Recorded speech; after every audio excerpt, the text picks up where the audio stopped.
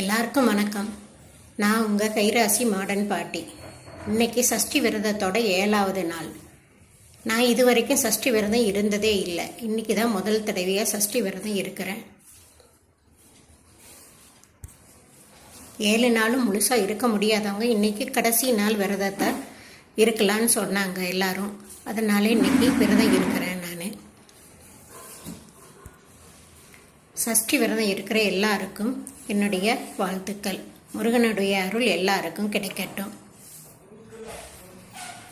இன்னைக்கு காலையில் எங்கள் வீட்டில் என்ன சமையல் செஞ்சுருக்கேன்னா, காலையில் இட்லியும் புதினா சட்னியும் செஞ்சுருக்கேன். பேரனுக்கு ஸ்கூலுக்கு கொண்டுட்டு போகிறதுக்காக நடக்கல்ல வேக வச்சுருக்கேன். மதியத்துக்கு சாப்பாடு முள்ளங்கி சாம்பார், பீர்க்கங்காய் பொரியல், ரசம், தயிர் எல்லாம் எடுத்து வச்சுருக்குது. எனக்கு ஆப்பிளும் வாழைப்பழமும் எடுத்து வச்சுருக்கேன். விரதம் எப்படி இருக்கிறேன்னு பார்க்குறேன். எப்படி இருக்க போகிறேன்னு எனக்கே தெரியல. பார்க்கலாம். இன்றைக்கி ஒரு நாள் இருந்து பார்க்குறேன்.